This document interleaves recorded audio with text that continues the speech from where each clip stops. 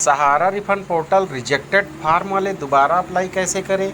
यानी आपके आवेदन पे सहारा डिप्स एंड सीज का मैसेज आया है या डिप्स एंड सीज कम्युनिकेटेड का ऑप्शन दिखाई दे रहा है, तो दोबारा फॉर्म अप्लाई कैसे करें? तो साथियों बने रहिए हमारी पूरी वीडियो पर। हमारी वीडियो पसंद आए तो इसे शेयर लाइक कमेंट ज़रूर कीजिएगा। नए साथी लोग सब्सक्राइब जरूर करेंगे और बेल घंटे आइकन को ऑल पे ज़रूर लगा दीजिएगा ताकि हमारी समस्त वीडियो का नोटिफिकेशन सबसे पहले आप सभी को मिल सके।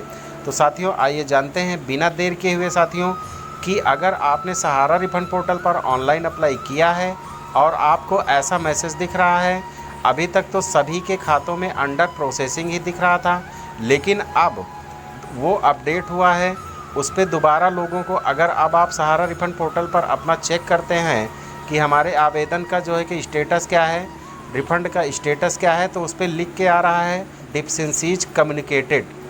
जब डिप्स एंड सीज कम्युनिकेटेड लिख कर आ रहा है तो उस पर कई सारी चीज़ें लिख कर आ रही हैं कि आपका आवेदन हमारे जो है कि डाटाबेस में उपलब्ध ही नहीं है, आपने एक से ज़्यादा मेंबरशिप ली है, पहले मेंबरशिप के आधार पर ही आपको पैसा दिया जाएगा, और अगर आपने जो है कि अगर पैसा जमा किया है, जब आपका अगर लाखों में पैसा जमा है और तब से जो है कि सोसाइटी यानी सीआरसीएस आपसे मांग रही है कि आप उस समय का बैंक रिकॉर्ड दें जब आपने पैसा जमा किया था सहारा में, यानी आईटीआर आप हमको उपलब्ध कराएं। आपने यानी आईटीआर उपलब्ध नहीं करवाया है, आईटीआर बैंक पासबुक की जो है कि फ़ोटो नहीं अपलोड की है। हम आप सभी को बताना चाहते हैं कि क्या सीआरसीएस ने ऐसी कोई गाइडलाइन पहले बताई थी कि आप सभी लोग अगर 50,000 लाखों रुपए जमा किए होंगे तो आपको आईटीआर भी दाखिल करना होगा, उस समय की पासबुक भी अपलोड करनी होगी।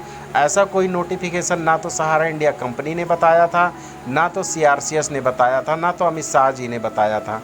ये केवल बताया गया था 18 जुलाई 2023 को हमारे देश के माननीय केंद्रीय गृह मंत्री एवं सहकारिता मंत्रालय के मंत्री श्री अमित शाह जी ने 18 जुलाई को पोर्टल को लॉन्च किया। 20 तारीख से पब्लिक के लिए उसे ओपन करके ये बताया गया कि केवल आप सहारा रिफंड पाने के लिए आपको सहारा रिफंड पोर्टल पर ऑनलाइन अप्लाई करना होगा। साथियों हमारे देश के करोड़ों लोगों से ज़्यादा लोगों ने उस पर अप्लाई किया, करोड़ों लोगों से ज़्यादा लोगों ने फार्म सबमिट कर दिया है।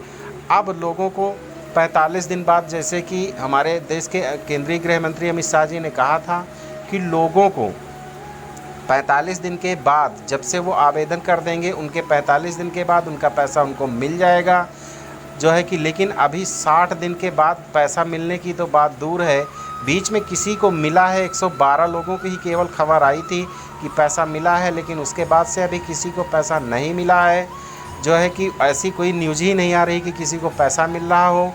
और जो है कि ये बताया गया था कि 45 दिन बाद आपको पैसा मिलेगा, लेकिन अभी किसी को पैसा नहीं मिल रहा है और केवल अभी कोई न्यूज़ भी नहीं आ रही कि किसी को पैसा मिल रहा है। केवल बस वही 112 लोगों की न्यूज़ आई थी साथियों। लेकिन हम आपको बता देना चाहते हैं कि 60 दिन बाद केवल और केवल सीआरसीएस की तरफ से जो मैसेज आ रहा है उस पे जो है कि आपका फार्म रिफंड, आपका आवेदन डिप्स एंड सीज में है, और 60 दिन बाद उस पर अपडेट ये निकल के आ रहा है। जैसे ही आप सहारा रिफंड पोर्टल पे अपने आधार के 4 अंकों को डाल करके लॉगिन करते हैं, अपना मोबाइल नंबर दाब के, ओटीपी दाब के, ओटीपी डाल करके जब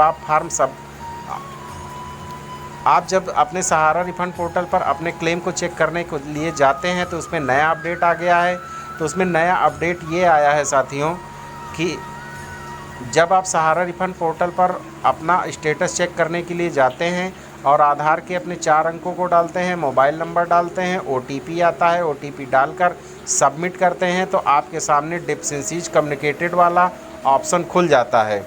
उसमें कई चीज़ें साथियों लिखी हैं, उसमें कई चीज़ें ये लिखी हैं कि आपका जो आपने आवेदन किया है वो डाटाबेस में उपलब्ध नहीं है, यानी कि उच्च मूल्य के दावे को संसाधित करने के लिए जमाकर्ता को जमा किए गए वर्षों से संबंधित आयकर रिटर्न, बैंक विवरण और सोसाइटी में जमा करने की प्रामाणिकता की स्थापना हेतु तो अन्य दस्तावेज अपलोड नहीं है, और दावेदार जमाकर्ता का विवरण सहारा सोसाइटी डेटाबेस में नहीं है।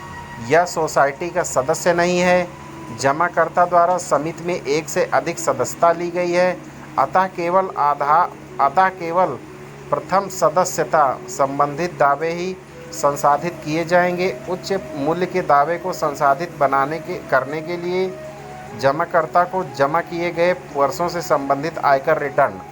तो ये सब चीज़ें जो मांगी जा रही हैं साथियों, ये बिल्कुल ही निराधार है।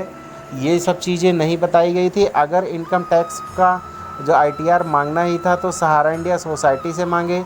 और सोसाइटी में हमारा डेटाबेस क्यों नहीं मिल रहा है? जब हमने सहारा इंडिया में पैसा जमा किया था, ये सहारा इंडिया की कमी है कि उसने जो है कि हमारे पैसे को कन्वर्जन करके क्यूसाप से सोसाइटी में ले गई।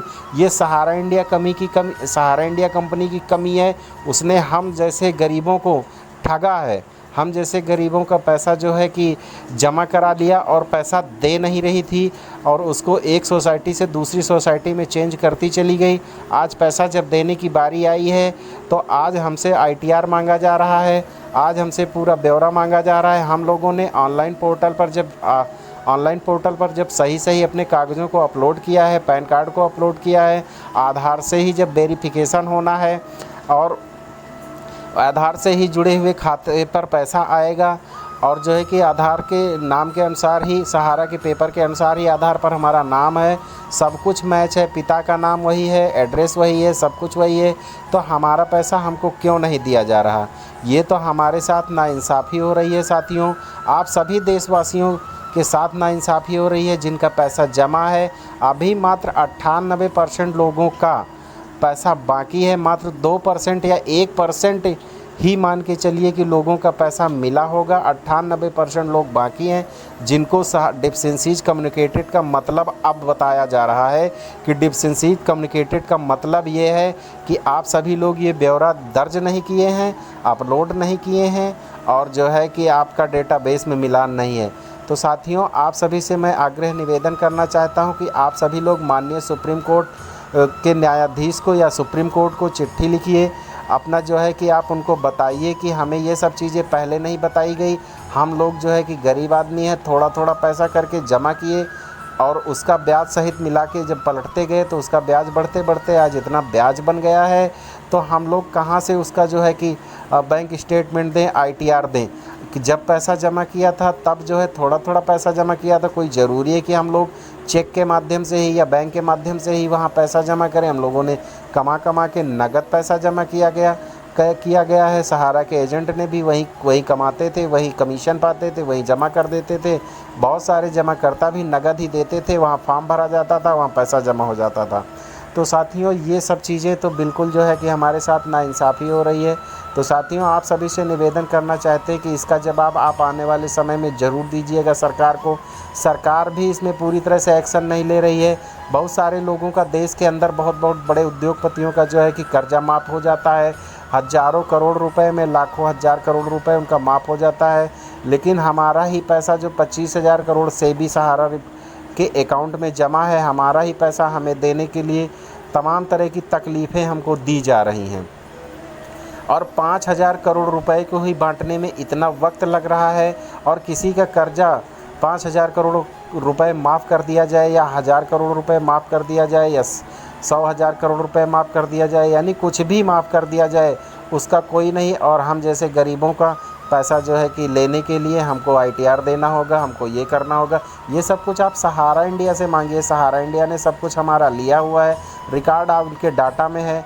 डाटा सहारा ने आपको दिया होगा, या तो सहारा इंडिया हमसे गलत जो है कि छिपा रही है, सहारा इंडिया ने सही डाटा नहीं दिया होगा। सहारा इंडिया भी जो है समय समय पे जो है कि गिरगिट की तरह रंग बदल रही है।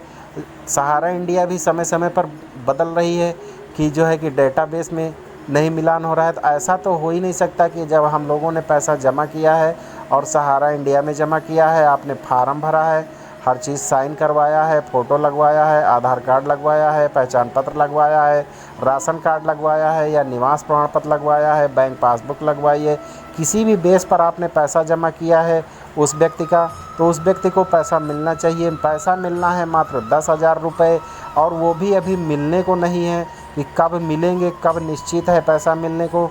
लेकिन हिसाब मांग रहे हैं लाखों का पुराना सब कुछ तो ये सब सहारा इंडिया से आप लीजिए कि इस व्यक्ति का कितना पैसा जमा हो, ये कि इस व्यक्ति का कितना पैसा, ब्याज देने की तो कोई बात ही नहीं, मूलधनी पैसा मिलने में इतनी बड़ी दिक्कत है। तो मैं CRCS से माननीय श्री केंद्रीय गृह मंत्री अमित शाह जी से, माननीय सुप्रीम कोर्ट से, माननीय नरेंद्र मोदी प्रधानमंत्री जी से, मैं सभी से आग्रह निवेदन करना चाहता हूँ, सेबी से, सहारा मैनेजमेंट से, कि सहारा इंडिया के जमाकर्ताओं को सताएं नहीं, उनकी तकलीफ़ों को समझें, उनके पैसे को आप दें। अगर आपने 45 दिन बाद 10,000 रुपये देने की बात कही है तो आप पहले 10,000 रुपये दें, उसके बाद तुरंत ये बताएं कि अगला पैसा कब मिलेगा। यह हम लोगों को जानना है, हम लोगों को समझना है। हमको लगता है अगर हमको पैसा नहीं मिला तो हम पोर्टल पे ऑनलाइन करके ठग गए हैं, ठगा सा महसूस कर रहे हैं। अगर जिन्होंने ऑनलाइन नहीं किया है वो तो हमको लगता है बेहतर हैं, क्योंकि अब ये नया कारनामा शुरू होगा। हम लोग दोबारा अप्लाई के लिए जाएंगे, दोबारा अभी उस पर एडिट का भी ऑप्शन नहीं आ रहा है कि उस पर एडिट का ऑप्शन कब आएगा। तो साथियों जो है कि हम लोग बहुत परेशान हो जाएंगे इस तरह। जब सब कुछ आधार बेस ही है तो आराम से सहारा को चेक करके वेरीफाई करके, CRCS को वेरीफाई करके पैसे दे देने चाहिए। लेकिन पैसे देने के नाम पर तो बस परेशान ही किया जा रहा है सारी देश की जनता को। तो सारी देश की जनता समय पर इसका जवाब ज़रूर देगी। सरकार, अगर आपने पैसा नहीं दिया तो आपको पैसा देना होगा। कम से कम लोगों की तकलीफ़ें ज़रूर दूर कीजिए, हमारा निवेदन है, सुरेंद्र कोहली का निवेदन है साथियों। तो आप सभी लोग भी जो है कि आप सरकार जानती तो है ही है, लेकिन आप अपनी तकलीफ़ों को वहाँ तक ज़रूर पहुँचाएँ, वहाँ तक ज़रूर बताएं। और सहारा रिफंड पोर्टल पर सभी लोग अपना चेक करते रहें स्टेटस। साथियों, बस हमारी यही जानकारी आप सभी को देना था कि कैसे दोबारा ऑनलाइन अप्लाई करेंगे। अगर एडिट का ऑप्शन आता है तो दोबारा आप उसे अप्लाई कर सकते हैं साथियों, जो है कि लेकिन अभी एडिट का कोई ऑप्शन नहीं है तो इसलिए अप्लाई नहीं कर सकते हैं। जब एडिट का ऑप्शन उस पर सहारा रिफंड पोर्टल पर आएगा तब आप उसको सब कुछ अपलोड कर सकते हैं। हाँ, ITR दे सकते हैं जिनका सब पहले से ही सब कुछ कर रहे हैं एकदम सब। लेकिन गरीब जनता, जो आम किसान आदमी है, गरीब अनपढ़ आदमी है, गांव के जो है रेहड़ी पटरी वाले लोग हैं, वो अपना ITR कैसे देंगे। थोड़ा 2-2 रुपये, 4-4 रुपये, 10-10, 100-100, 50-50 रुपये डेली का जमा करके लाखों रुपए में इकट्ठा किया। लाखों का वो पलटते चले गए। 2 लाख से 4 लाख, 4 लाख से 8 लाख, 8 लाख से 16, 16 से 32 लाख बनते चले गए। तो ये पैसा तो ब्याज का ब्याज बनता चला जा रहा है। सारा हिसाब आप सहारा इंडिया कंपनी से लीजिए। CRCS विभाग को हम बता दें कि आप सहारा इंडिया कंपनी से आप सब कुछ रिकॉर्ड लीजिए। गरीब जनता को मत सताइए, आप सभी का पैसा दीजिए। तो बस इन्हीं शब्दों के साथ मैं अपनी वाणी को विराम देता हूं और मिलते हैं अगली किसी वीडियो में। तब तक के लिए आप सभी साथियों को सुरेंद्र LIC डी वाले भैया का प्यार भरा नमस्कार। वीडियो को शेयर ज़रूर कीजिएगा साथियों।